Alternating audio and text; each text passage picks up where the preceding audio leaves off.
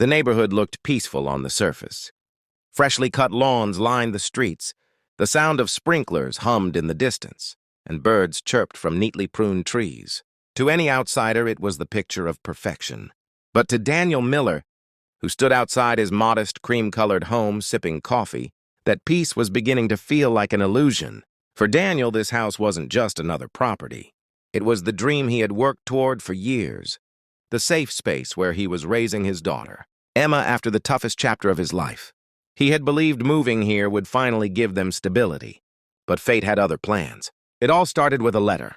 A neatly folded envelope sat in his mailbox one morning, stamped with the seal of the Homeowners Association. At first, he thought little of it.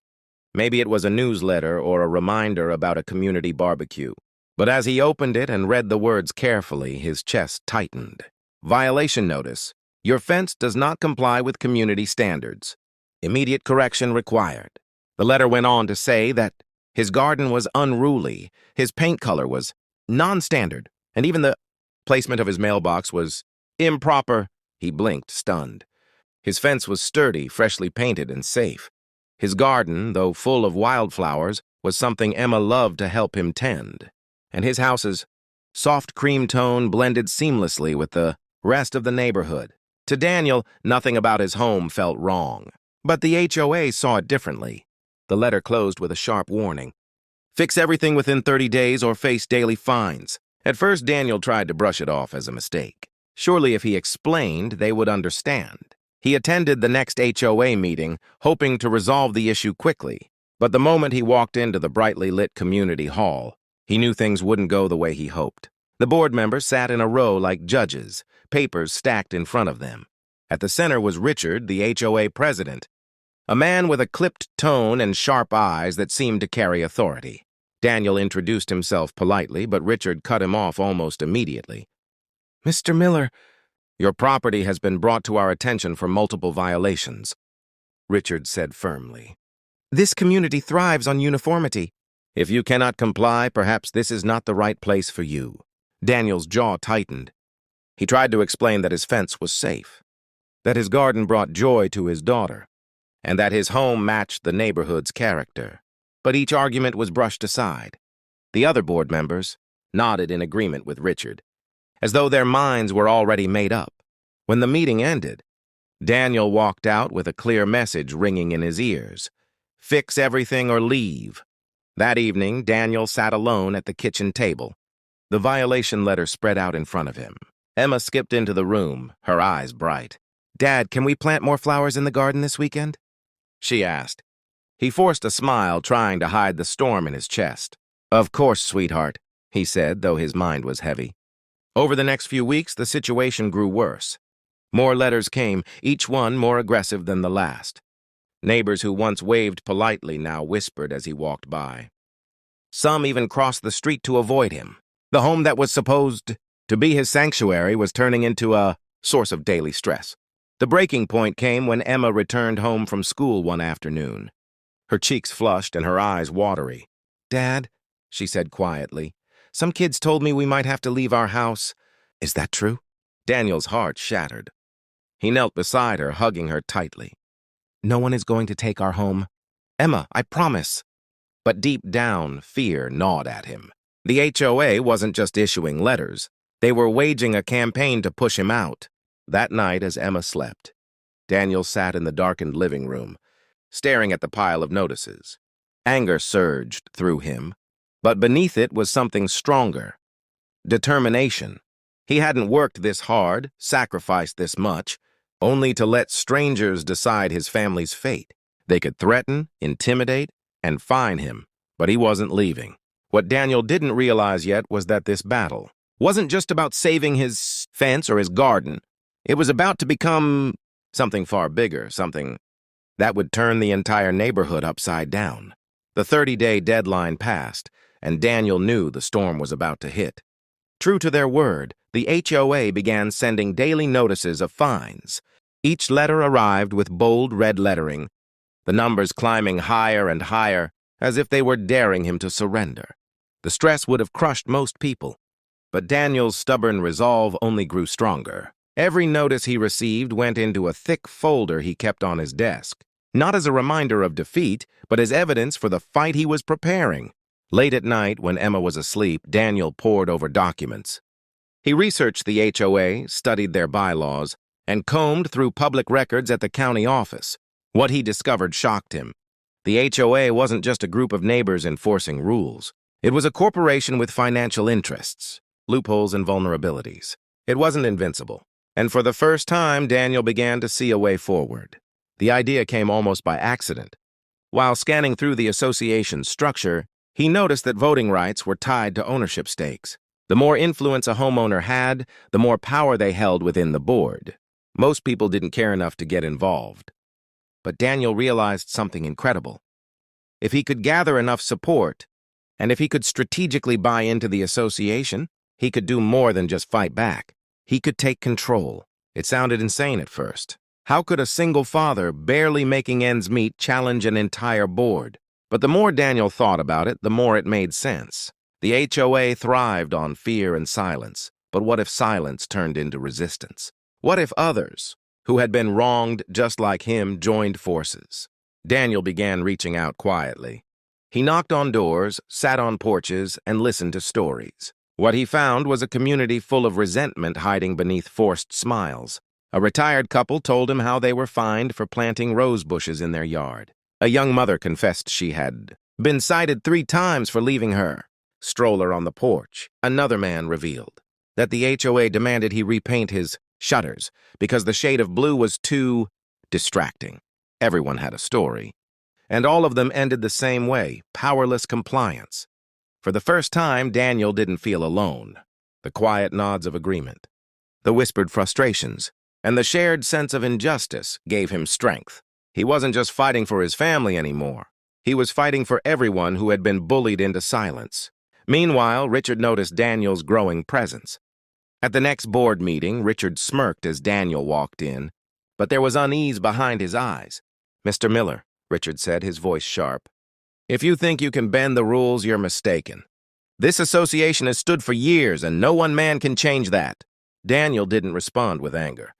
Instead, he calmly laid a stack of papers on the table: bylaws, financial records, and evidence of procedural inconsistencies the board had ignored for years. The room grew quiet.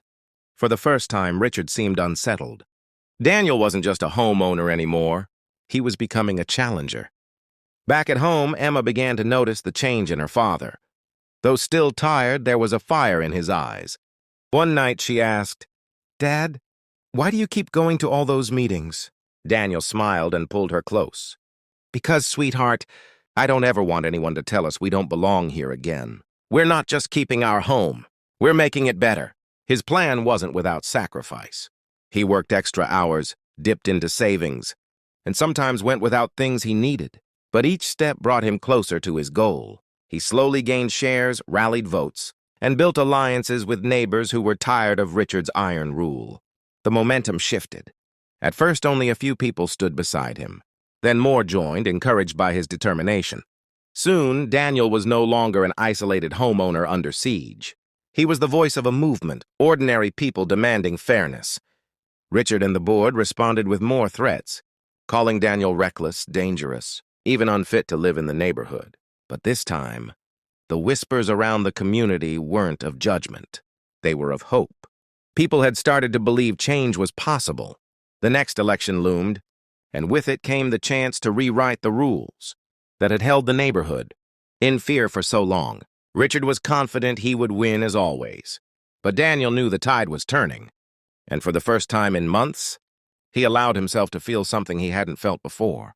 Victory might actually be within reach. The night before the HOA election, Daniel couldn't sleep.